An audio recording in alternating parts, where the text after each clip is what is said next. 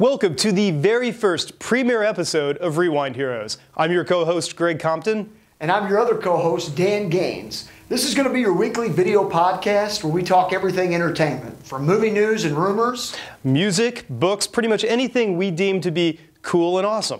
So should we kick this thing off? Let's do this. All right, let's go straight to the newsreel.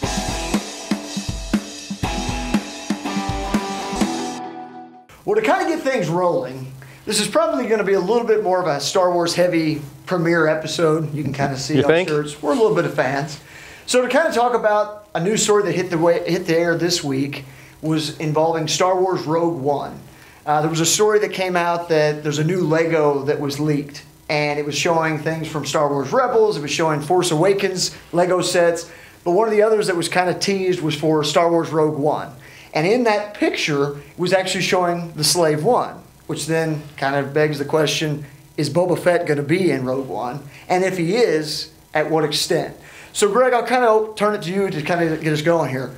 If the Slave One is, in fact, in Rogue One, do you think Boba Fett's the one flying the ship? And if he is, what capacity do you think he'll be playing in this movie?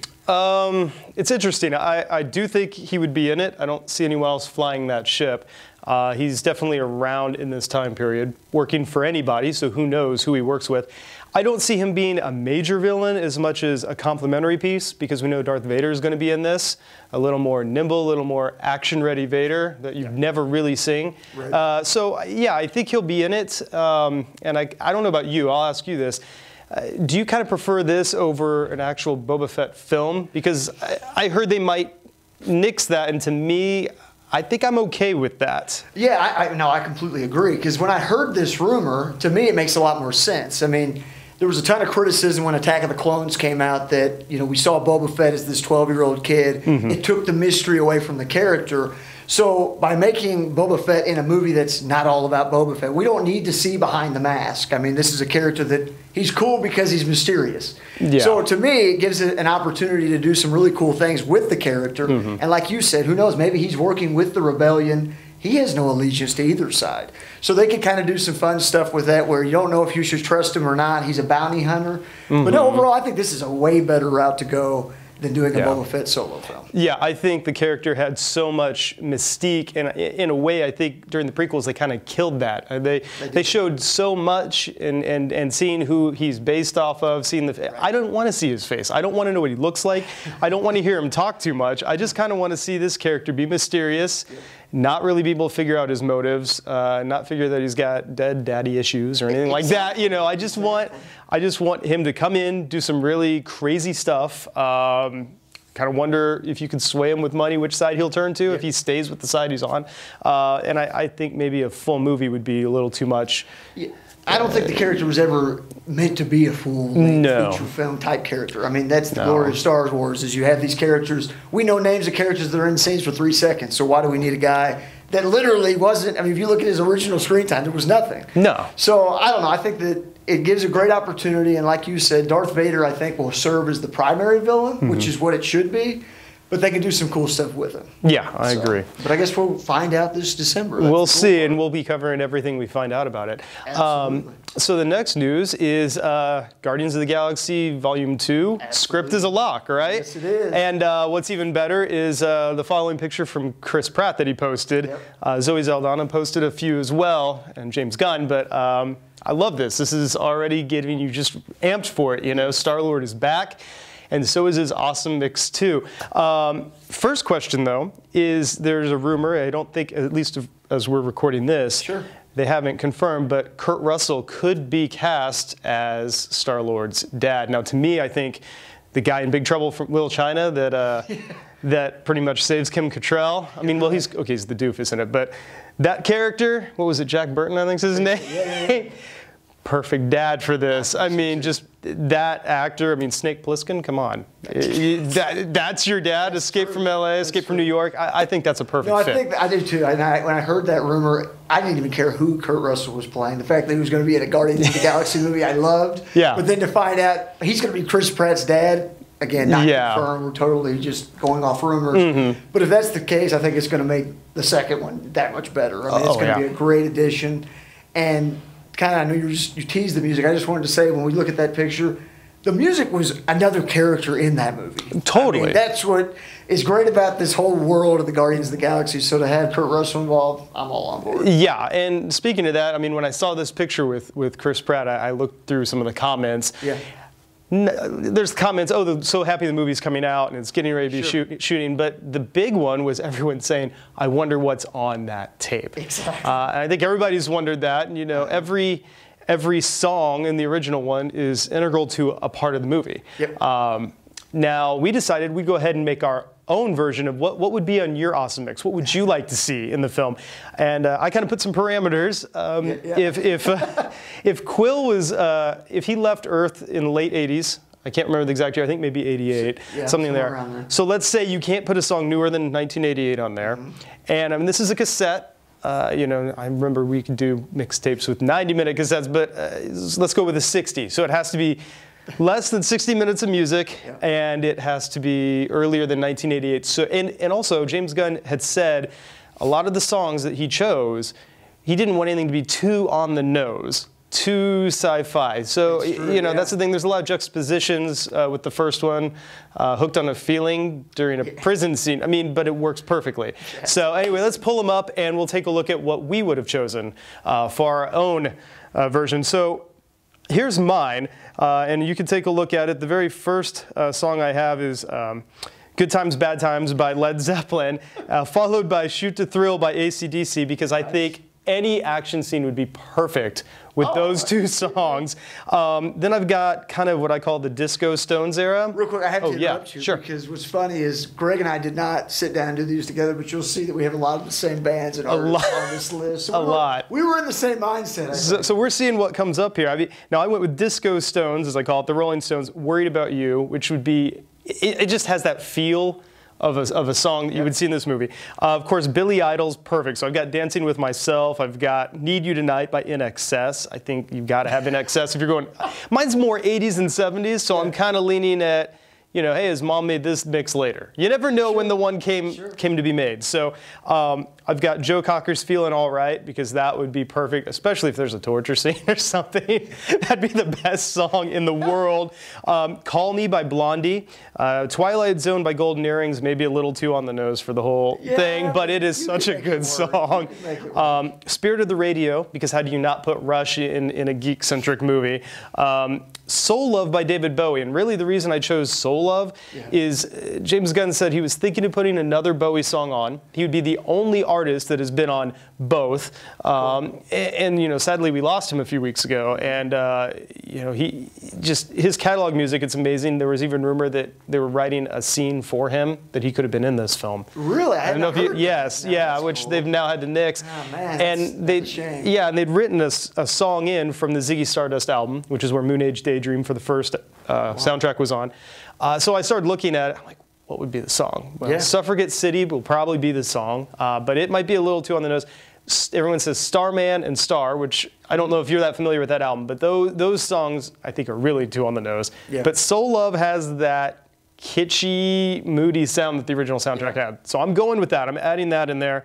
Finally, I've got Vehicle by the Ides of March, which would be a great song when he's just doing some chase with his ship.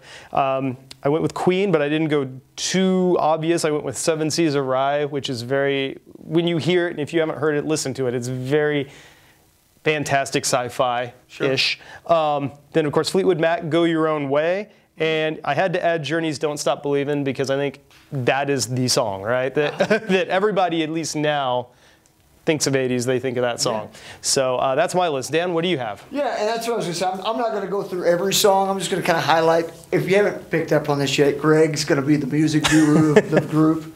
But I just had to focus on a few of them, and I'm going to go kind of sporadic here. Yeah.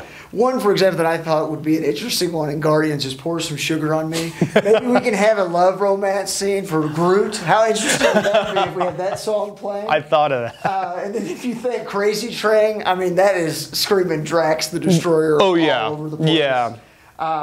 And then just, I don't know, I've got AC/DC on there, Boston Journey. We're all across the board. I think we're on the same page. Yeah, I mean, there were so many songs. I mean, even on my list, I thought Ain't No Sunshine. I thought Today would have been perfect, or Use Me by Bill Withers would be great. So, I mean, there are just so many songs. A lot of these. And yeah. what I love, like you said, that he wanted to go so away from the sci-fi music, and it's weird how well it works. I mean, even the opening scene of Guardians of the Galaxy, where he's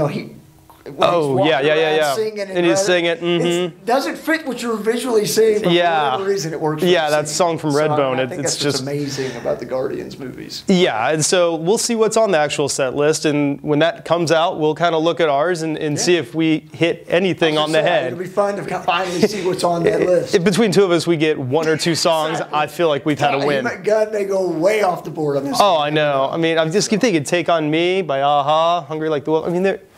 So many options. Okay, so if you come up with your own list, we'd love to see it. Go ahead and you can email us at rewindheroes@gmail.com. We'd love to see what you got. Now we've reached the rewind, where we review movies, and this time we're reviewing The Force Awakens. You can see a picture. This is when we saw it at the IMAX at the Indiana State Museum, which was an amazing experience. That's awesome. So we could take forever to review this film. This could be hours and hours. The bottom line is that I think we both loved it. I mean, as most of the world did. Yeah, it's not without its faults, but we absolutely adored it. So I'm just going to kind of hit on two points, see what you think about it, and maybe that's what we'll discuss. So first of all, also spoilers. If you haven't seen this movie, I don't know how you haven't. At this point, how did you even find us? That's the question. Exactly. Turn this off, go see it, come back, then hit unpause. Okay, so two basic things. First is Rey, her origins. I don't have a concrete thought. I've got a couple thoughts, but who do you think her family is, or who do you think her parents are? That's obviously, you leave the theater, and that's the first thing everybody wants to know. And to me, you leave the movie, and you're supposed to obviously believe it's Luke's daughter. I mean, to me, that's the way the movie's just pushing the masses to believe. And I keep going back and forth on that. And when I left the movie, I was convinced Rey is Luke's daughter. Right. Star Wars has always been a Skywalker story. She's a Skywalker. That's what I've always thought. But then as I started thinking about it, and after seeing it on repeat viewings, to me the thing that becomes a little more apparent is Kylo Ren knows Rey. He's aware of her. He refers to her as "what girl," and so you're the one that I've heard so much about. You get the sense there's a little bit more of a background there. And so now my theories kind of lean towards, well, what if Kylo Ren knew who she was as a young child? And what if he thought she was too dangerous to continue to be trained, and before he turns, what if he's the one that dropped her off and hid her from whoever her parents are? Could still be Luke's parents, Luke's kids, you don't know. Yeah, that's... But I don't know, I just sense that there's some kind of connection there, so I know that's not a direct thought on what I believe. Right. But those are the kind of the two things. My gut tells me it's going to be Luke's daughter. We're going to find out it's a Skywalker story continued in the new trilogy, and I'm all good with it. But the Kylo Ren connection is the only thing that's kind of keeping me a little bit going back and forth. What about you? What are you thinking? Well, I had not even thought that maybe he could have been the one that dropped her off. So that's interesting, and that's actually kind of plausible. You know, the Skywalker deal, that could very much be the case. They make you want to believe that, and I think that's kind of the obvious answer, which makes me wonder. And again, it's how much did JJ have writing this with the other films? Because he's a guy that loves twists. So true. I don't know. I'm not really sure if the next director and writer is really going that direction. So it could be. There's a part of me that wondered if she was a Kenobi. She would have to be a granddaughter. Stuff like that. You know, but then you start thinking, you know, he went, you know, to Tatooine, took on the name Old Ben. And how much of Jedi ways did he abandon? But then he might be kind of, you know, I mean, obviously his pupil. Fell in love with somebody, and look what happened to him. So maybe Obi-Wan would not. The part I have a problem with that one is, not because I would care that it's a descendant of Kenobi, but then to me that's a lot of explaining. Because then you've got to be like, okay, who was Obi-Wan romantically with? True. And then he had a kid as well, and then they have a kid. So I mean, to me that's a lot to cover in just a conversation in the movie, unless there's a major flashback, and flashbacks just haven't really been a part of Star Wars. Well, and see, the thing is too, you hear Kenobi's voice talking to her, so that threw me off a little bit. And the other problem you just mentioned made me think is a problem with the Skywalker story. Yeah. The minute, and you could pull this with Obi-Wan maybe, but with Skywalker, because he's going to be in so much, at least a part of the second movie, maybe the third, we don't know. if you bring in a love story, if there's a child, there had to be some kind of love story. You have to develop a character. I think if you want to satisfy that story, you got to develop a character. And a couple flashbacks, I don't think are going to do that. But now he is a character that doesn't really understand the Luke, that understands like the love attachment can unravel. I don't know how much he realized that was what undid his father, because he didn't have all his training. Well, and then you got to wonder too, if they go that whole route, will they then say that the Jedi Order has kind of evolved since the Jedi Council in that world? I mean, maybe that maybe the beliefs and the religions changed since then. It would almost have to with Luke, because he was never in that world. And he never had enough of that training. We don't know how much he was taught about, you know, I mean, there was a possession thing, but well, I know she could just be a student that was very highly force sensitive, because you got to realize maybe what's the age difference between her and Kylo Ren? 10 years is what I've read. Okay, because it's hard to tell from the actors. I couldn't really figure it out. So you wonder, was there a mind wipe? And I mean, Force Awakens means it rises. Does that mean it's her first time, or it's reawakened in a person? So there are so many options. We'll find out. We'll find out. We'll find out. We'll be here. Not as soon as we'd like, but we'll find out. Right. Now, Greg, you said something just then that made me think of maybe the next topic we should touch on. Okay. You had mentioned that, you know, if there's a love interest with Luke, and you do that in a flashback, are you really doing that character justice? Are we going to care? Right. Well, I'm kind of curious what your thoughts are. You know, the scene, again, spoiler alert, surely you've seen it. When Han dies, that's a huge scene, obviously. We're seeing two characters for the first time on screen together in a death scene. I mean, what do you think they pulled that whole scene off? A couple things. It killed me that Han died, but I kind of expected it, because let's face it, Harrison Ford is 73.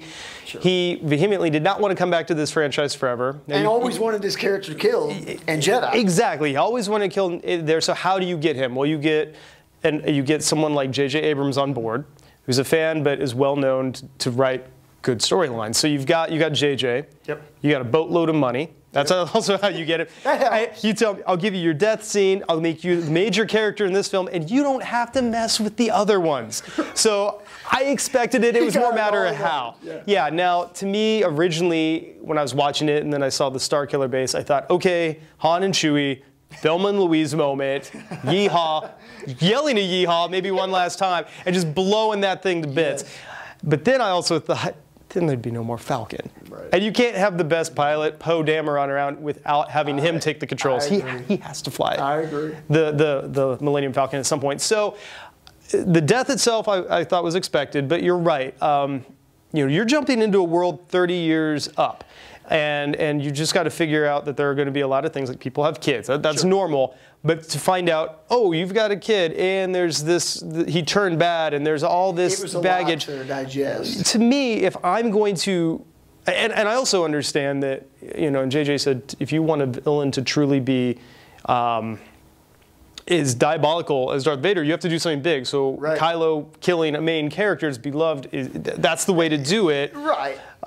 So, you know, I understand all that, but the thing is, you've got this character, Kylo Ren, who, you know, and well, you've got this whole thing between both of them, and you just don't see any of the good at some point. So you don't see any of the love, the affection of a family, any of the good stuff. So I mean, if you saw how good it was, then you can realize how horrible it is when it's broken. Yes, and I 100% agree, because to me, though we cared Han died, it didn't give you that emotional effect, because we didn't know any relationship between Ben Solo and Han. There was no story building. In fact, I'd argue they spent more time developing the relationship between BB-8 and Poe Dameron than they did Han and Ren. So I don't know. There's a lot of different ways they could have done it. I think they were a victim of, you've got a 2-hour movie, then you've got to fill 30 years of storytelling. Overall, I think they did a decent job with it. I don't think. I didn't hate it. No, but I don't know. Yeah, it was one of those things. It was frustrating, and I think what frustrated me most too is I'm a big J.J. Abrams fan. What he's known for so well is character development. You know, he started with Felicity. He did Alias, which I absolutely loved. He did the third Mission Impossible. It was his first. The best one, I think. Was, and that was the one where Ethan Hunt has a fiance, and it focuses on the personal. And so when I saw this, I thought, you've got so much personal stuff to hit up, but the movie has such a quick clip.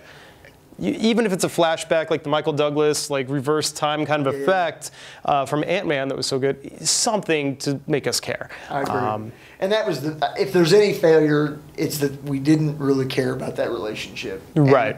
And I think it was just a victim of timing, but to me they could have did a little different with that. Well, and then you could look at Kylo as more than just a punk. Which is kind of my thing. But if anything, they did succeed that we absolutely hate Kylo Ren. This is true. This is a hated character, not in the Jar Jar sense. He's hated that we're pissed off at him. Right. So if they were going for that, I think they succeeded. Because I'm excited now to see where that character goes. To me, he's irredeemable now. If he comes back from the light, that's a whole other story that we can go on a different day. But to me, he's irredeemable. He is bad. I agree. And he needs to be even more bad in the next one. I agree.